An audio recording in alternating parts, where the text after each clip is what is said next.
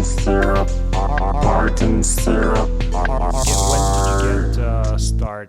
did you get acquainted with music and music production? Yeah. Well, I've always had a passion for music. I can remember just being influenced by my dad as a young kid. Remembering him bring some of his friends over to the house, and we would have he would have his turntables on, playing some reggae instrumentals, and they would be rapping on a mic, singing some like reggae stuff, whatever. Mm-hmm. And as a young kid, I was just there, just observing it, and I can just remember a time where I was just in my room as a young person. I probably was like 6 or 7 years old, just in my room, just like coming up with rhymes.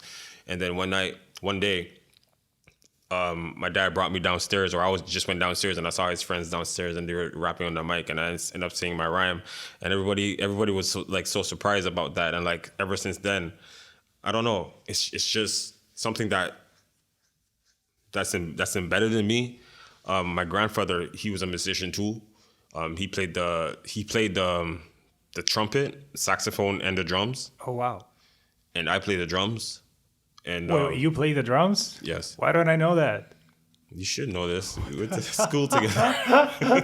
Okay. I play the drums. I have a drum set at my house, but electronic. I can't really make that much noise in where I live. But I do practice at my house.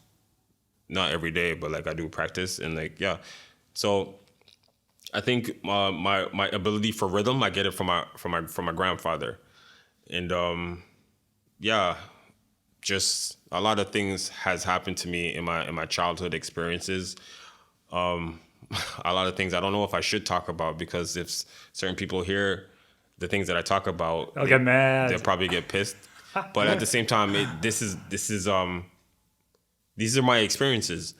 So I just remember like just when I wasn't growing up in Montreal, just getting in trouble for stupid shit for no reason from my cousin and stuff, and my cousin like just grounded me in my room for the whole summer for over stupid things, and I have my friends on my window calling me like, "Yo, Josh, come outside." I couldn't go outside.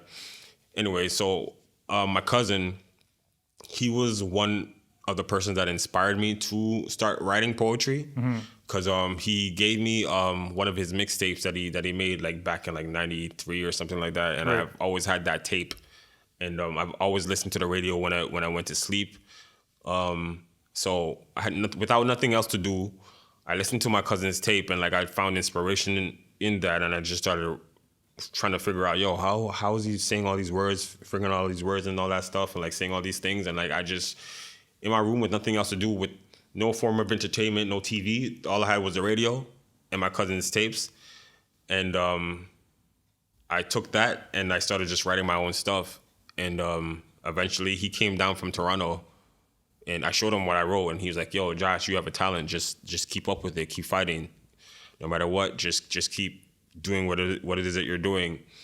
How old were you when that happened?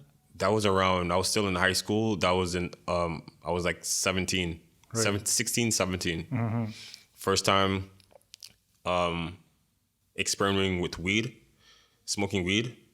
And I realized when I smoked weed, it just put my mind in a different place where I can imagine, like I imagine deeper, like I had the music playing in my room. Even although my aunt never liked it, I still had my music playing in the room. Mix 96 in Montreal, for those who live in Montreal. Mix 96 every Friday, every Saturday night. You hear those mixes on the radio. Yeah, so I would go sneak, smoke my stuff, like whatever, bedtime, and like I'll just be listening to the radio and like zone out. Shit. I wish I knew what it feels like to actually create some music when you're high. I never tried weed before. It's deeper experience when you well, for everyone is different. Mm-hmm. And some people who don't smoke, they don't understand. Right. And like when you look at artists, music is all mental, it's all emotions and feelings, and it's a zone. And when you smoke, or if I take a brew or a drink, it puts me in a zone. Right. Of like, I can manifest this and just like, I don't know, it's really hard to explain. Right. It's really hard to explain. How do you usually get inspired when you write some music? When I'm listening to other songs that inspire me, and yeah, I just listen to other songs, whatever inspires me, whatever makes me feel a vibe, whatever makes me like feel like playing my drums. If I hear a sample that I already have, because that happened to me enough times. For example, I don't even know I should be talking about this. Like, there's some samples that I've had like a long time ago, where like, for example, like Drake's "Hot Bling Bling." I can show you the dates. Even Alicia Keys, "New York State of Mind." Great. This was before I came to Toronto. This was like in 2007. I'm discovering. I had my own setup in that basement where I was, and my uncle had his records in the main like living area of the basement, but just rooms in the basement. So my makeshift studio was in that basement, and I had a turntable. So I was going through his records and all that. So picking up samples, like live samples off of a record.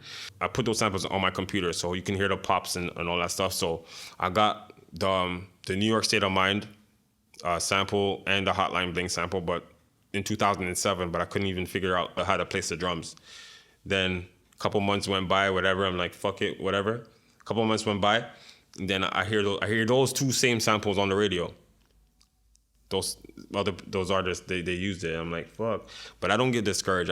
That just lets me know that I'm on the right track and my ear is on point to know like what's Wait. So they used your samples? not my sample. Like they use a sample. For example, if you have a record and you have a song on that record that's 5 minutes long, Right. and you pick a particular piece off of that 5 minute record, and you hear someone else like on a radio, someone who's big, whatever, and they took that same Oh, okay. So they took the same sample that you took for your song, right? yeah off of a five like just imagine if a song was 5 minutes long Right. or 6 minutes long, and you're listening to that song and like, oh shit, I'm gonna take this.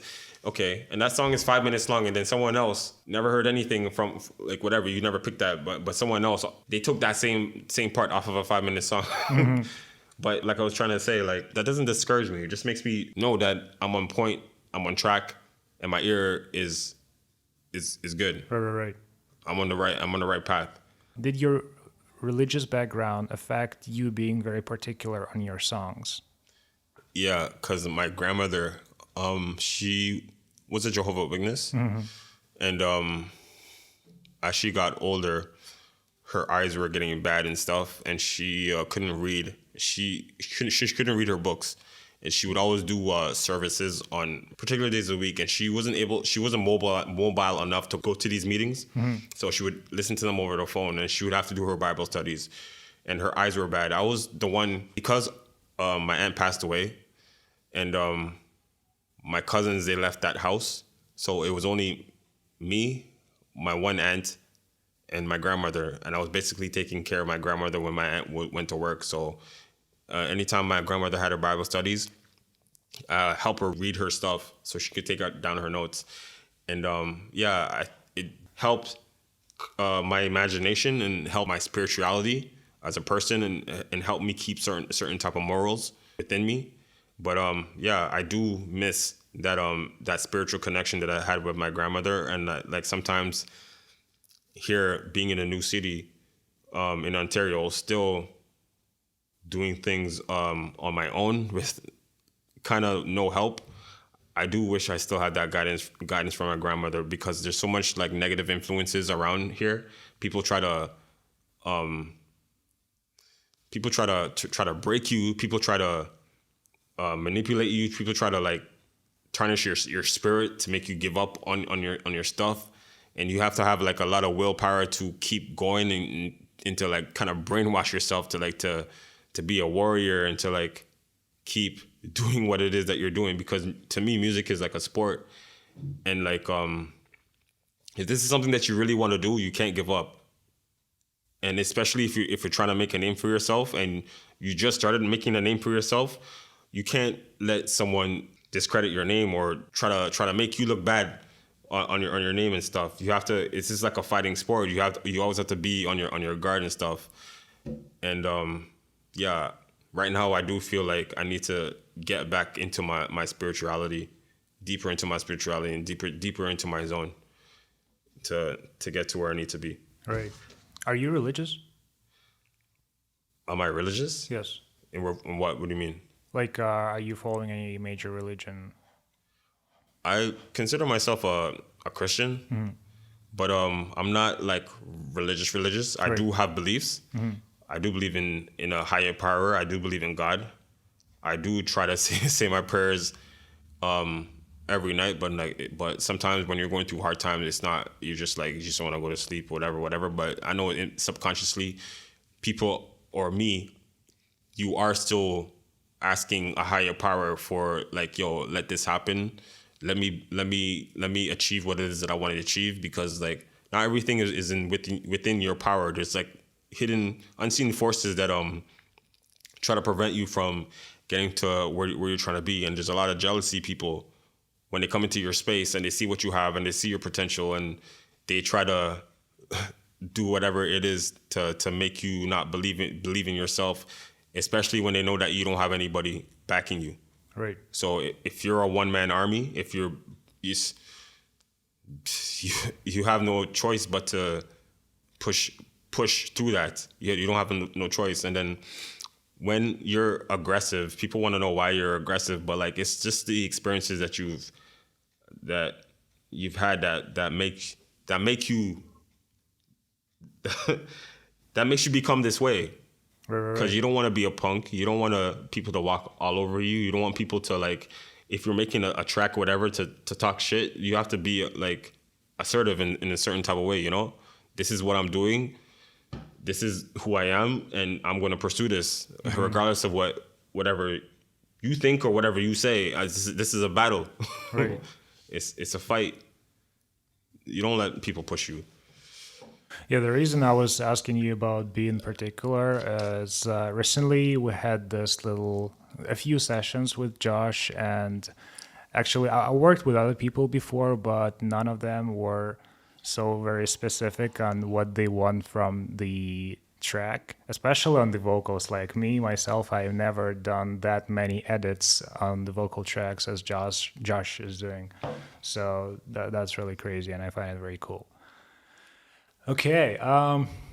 Why did you go to Trebas? Like, for those who don't know, Trebas is audio engineering college that we went to, and yeah, what was like? Do you remember that moment when you went there?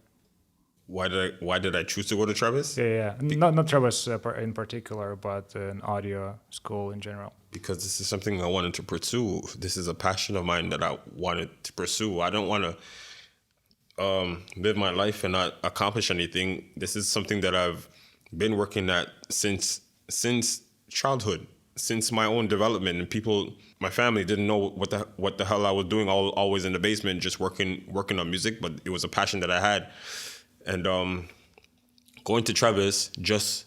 Going to Travis just reinforced everything that I've already knew, and to let me know that I was on the right track. Because I've been putting my speakers like in certain ways. Had my own makeshift mixer in a drawer. Had my equalizer in a drawer. Took out all the drawers. Had a mixer in the top drawer, and like my equalizer in the middle drawer and stuff like that. Just like experimenting with certain things, and just going to Travis reassured me that I was on the right track. Also, I didn't want to live my life knowing that I'm just going to work every day, working a dead end job, and not actually doing what it is that I want to do. I actually wanted to accomplish something in my life, to know that I went to school, went to college, and I achieved something. And now, me having this certificate, but regardless of having this certificate, it's just having something in your back pocket, but like just reassuring me and reinforcing it in my mind that I have something else that I can do, and I'm certified of doing it. I don't have to work at a dead-end job. I can be my own boss. I can work for myself if I wanted to, and I'm certified. Tell me a little bit about your live sound experience. I remember you've posted quite a few stories on your Instagram page where you were on that big live show, and I was really curious about that stuff. Could you tell me about it more? Yeah, I was working at a job, a meat factory, and coincidentally, I was in a trailer with my supervisor, and he was asking me questions about my goals and what I'm trying to do. I told him that I just recently graduated from school, audio engineering school, and I'm trying to develop something for myself. Coincidentally, he was an audio engineer, and he told me that he does some live shows and live events, and he put me on to Sunfest. And through Sunfest, I met a lot of big reggae artists, people who came straight from Jamaica. For example, Barrington Levi, Luciano, Sanchez, Sizzla, and Iwayne. I met those people, shook their hands. I was also fortunate enough to be on stage and work backstage with the main engineer, Malcolm, which is also my mentor. Anytime I have any questions about anything audio related, he's always there to answer my questions. Yeah, so that's basically it. How was your experience? Was it hard when you were working there? It was nerve-wracking, just only to go on stage. Nerve-wracking, just to go on stage, and you have like thousands of people just standing there, just looking at you. Like, you don't want to trip on stage, you don't want to trip over a chord or mess up or act like you don't know what you're doing. Right. That was the only part. But like after, like you just block that out of your mind. Like everything's just like easy. You just do what you have to do. If the artist who's singing, like they need like a new mic, just always be prepared. Like always have a backup mic prepared, because like these artists are sweating like crazy on stage and stuff. So like the water from their sweat can like go into the mic and like drain the battery. So always be prepared. That's what that taught me. Right.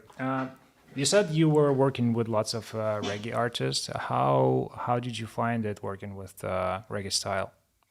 Reggae, yo, live instruments is the shiznit, yo. Is the shit. Live instruments, like when you're on stage and you hear that drummer play his drums, and then you hear the bass come in, is the experience and the experience and what it makes you feel in your soul is like, yo, I can't even put that in words. It's crazy. Wow. Do you have a favorite style in music? I don't have a favorite style, but like if I'm gonna make a beat, it's usually gonna be like a trap beat or like a trap soul beat. Or like some type of R&B beat. But when I sit down, it all depends on my mood and where my head is at that moment. But have you tried writing in different genres that you are comfortable with? Yeah, but just for fun.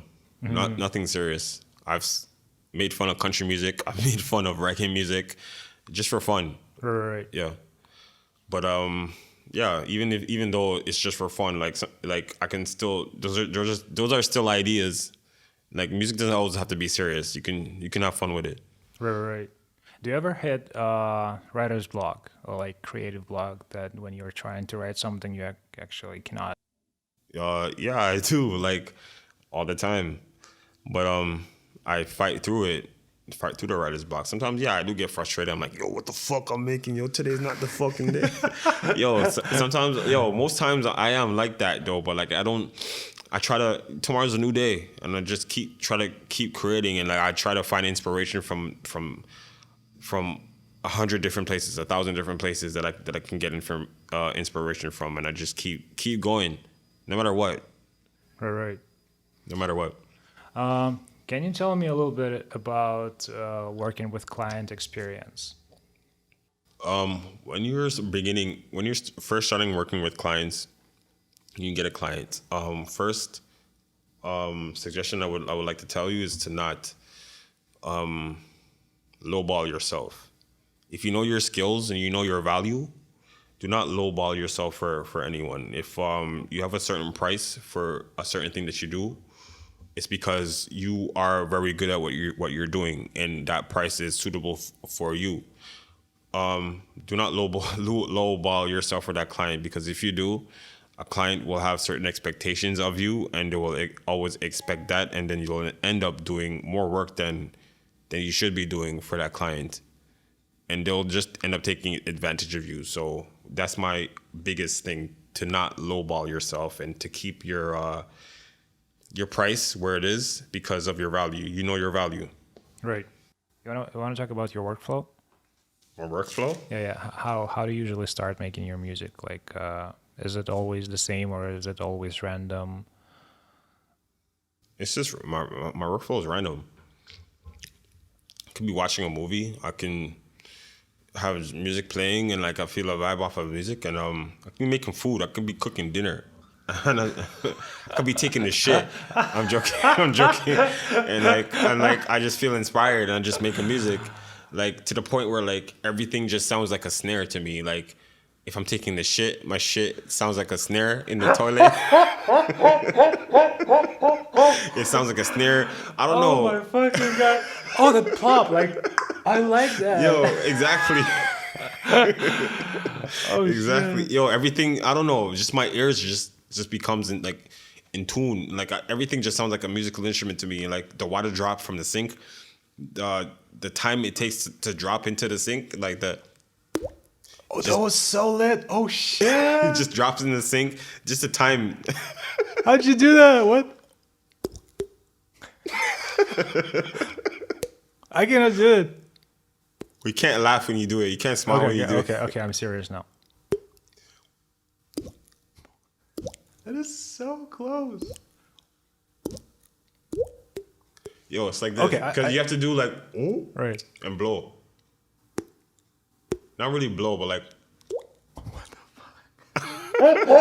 You've got talent, man. I'm telling you. What can I do? no. Do it. Let me see your mouth.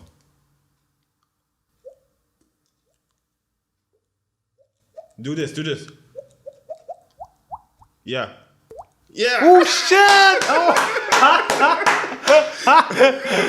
Oh man. Okay, I learned something today. Have you ever tried actually sampling the stuff around you with a microphone? I know, like some people actually do on YouTube. They would take some watermelon. Like there was a guy on YouTube who took a watermelon and he would sample like everything. He would hit it and would create a kick. Then a snare, he would hit it differently. Then he would rub it. It would create some sort of a hi-hat and that stuff. Have you tried that? No, I haven't really gotten into depth of doing stuff like that. No. That would be fun. Yeah, but everything just depends on where my mind is at that moment. But usually I just use like the kicks and the snares that I have already in my DAW. Right. Have you ever thought about working in film industry? I have a lot. I watch a lot of movies, and like I can't watch a movie without like knowing that like if a guy turns his head, if a guy turns his head in a movie, like I know he's not talking. I know that's all ADSR. What's it called? ADR? ADR. Yeah. ADR. Yeah. In some points, like if I have a like, I can't watch movies with people around me because every time I'm watching movies, I'm like, yo, this guy's not talking. That's not his real footprint. I'm like, yo, you can't. But like, it's bad for us. Can you imagine actual film people, like film students and all those guys who are working film industry? Can you imagine how it's ruined for them, all the experience from watching a movie? No. I don't know. Like I've asked some people, it's totally ruined because they are thinking about lighting, they are thinking about the everything else that they are working, they have worked before. Yeah. I don't think. I don't know. I don't know. For me, it wouldn't. No. It's like imagine the same stuff. You remember Jeff's class at Travis? He would tell us like listen to those fuck ups in this song. Like there was a popular song, he would let us listen, and like at some certain moment, like minute 1 and 5 seconds, there would be like a click that's not supposed to be there, or a breath, or somebody just hit a microphone or something like that. Like there would be old songs. And he said after that, all the songs that you're going to be listening afterwards would be ruined for you because you would be listening for those fuck ups. And it kind of did. So it would be the same for the film people. They would be looking for all those things that regular people don't really pay attention to. Yeah, and I think that's fun. It kind of is, but you don't really enjoy the movie anymore. I don't care. I just know. I just like, yo, I could. Well, if he fucks up, well, it just makes me know, like, yo, if he can do this, I can do this. And it's not to be perfect, because, like you said, the average listener, they won't be able to tell the difference. Like I remember before going to school, I was listening to the Chronic 2001, Dr. Dre, and I was listening to that like really, really in depth, and I can't remember what song it was. I think it was not What's the Difference Between Me and You. maybe it was that song, but like there was a note that was shorter, like da-na-na, but then there was like a note that was like it was supposed to prolong, but the note was half. I'm like, yo, he fucked up. But like I'm trying to show everybody, yeah, Dr. Dre made a mistake. Oh shit! But then like whatever. Yeah. Have you actually made any songs like songs? Because I only heard you rapping before, but you just kind of sang a melody, and I imagine you doing that kind of stuff. Have you ever done that before? I have songs. I haven't really recorded any songs. Really recorded any songs. I would like to, but it's just because my mind isn't really where it's at, right, where it should be right now, and I'm trying to get my mind into that spot. But there's a lot of things that's been happening that's fucking with my my train of thought and my mind shit, and I'm trying to overcome that. But eventually, yeah, I will come out with something, Right. hopefully. And but right now I'm just focusing on helping other people develop their skills, their craft, and yeah, getting them out Right. at the present moment, and in the background just working on myself too. Do you play any instruments? Like you said, you play drums. You definitely know how to use the keyboard. Do you know anything else? Yeah, I do. The funny thing, how I started learning how to play the drums was back in elementary school.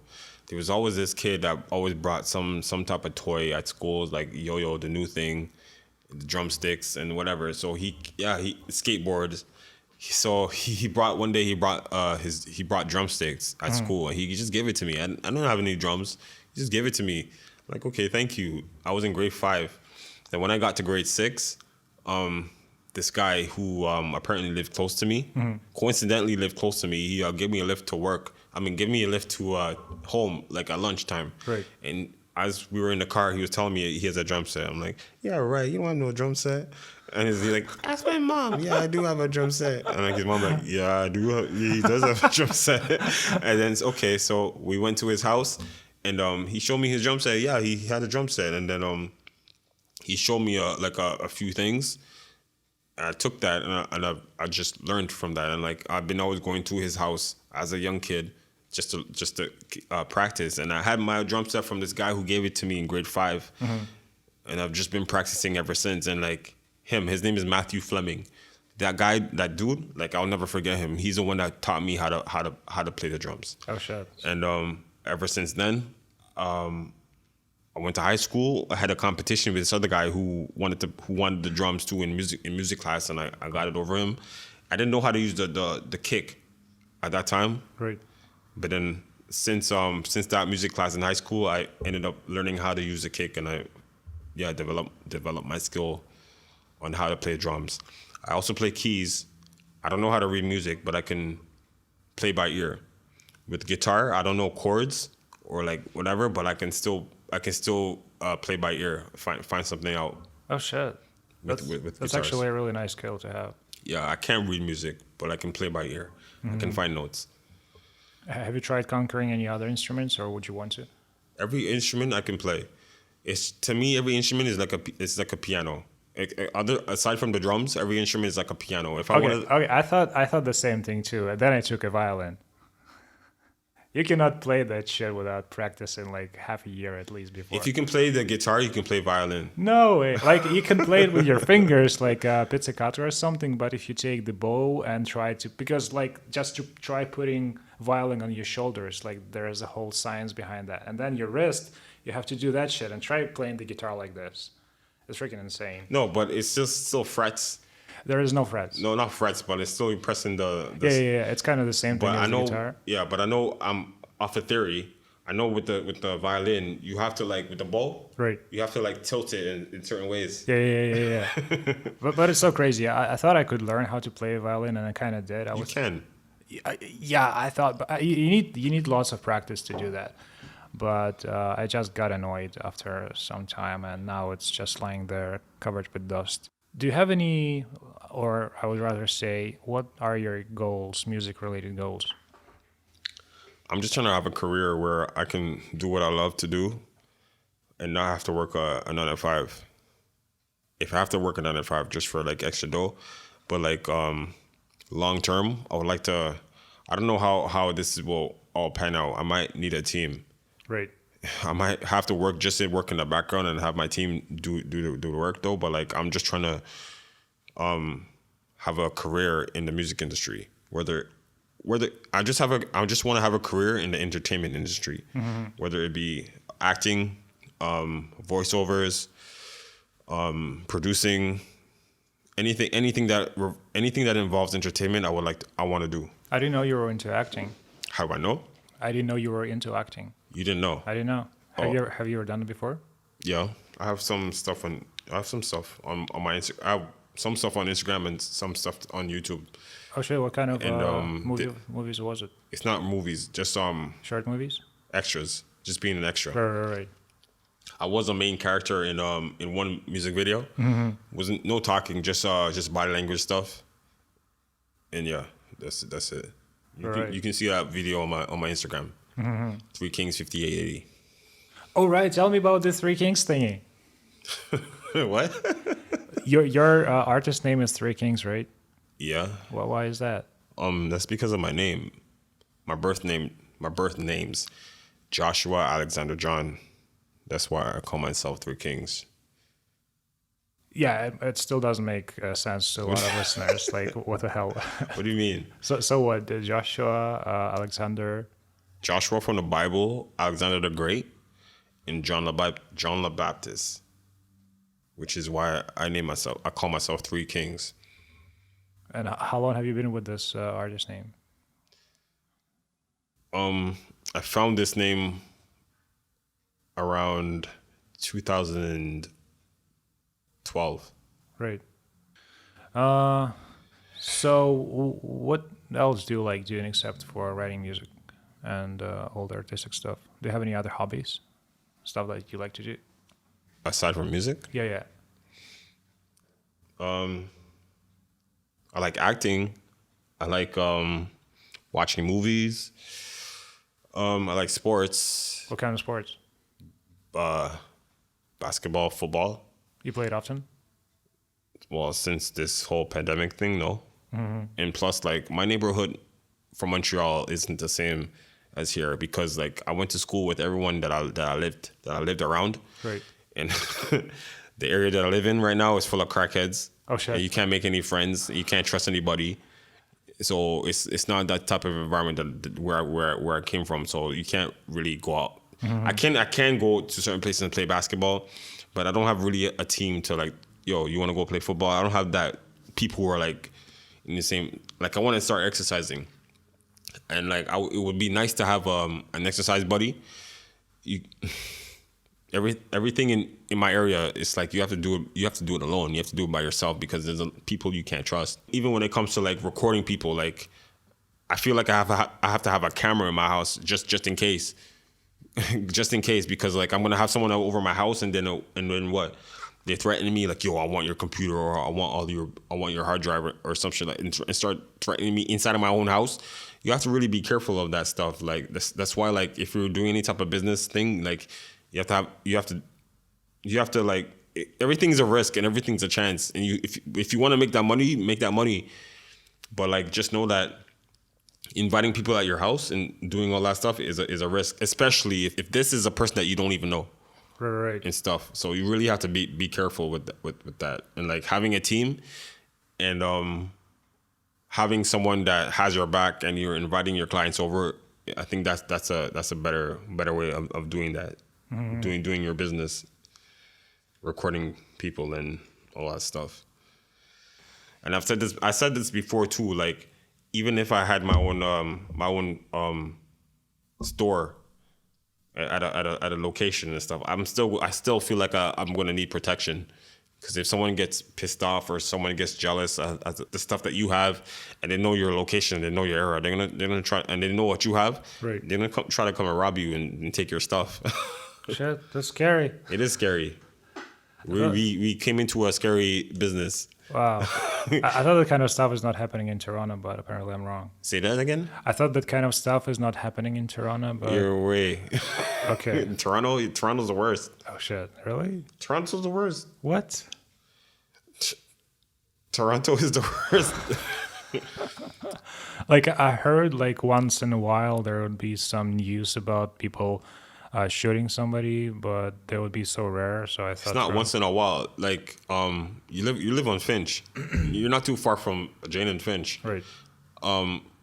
So Jane and Finch, and you take Jane and Finch. And you take Jane from Jane and Finch to like Driftwood in area. Mm-hmm. I was living there like a couple of years ago, like 2-3 years ago. Like there's a shooting there's a Top Cliff, I think that's the name of the street. There's a shooting there. Mm-hmm.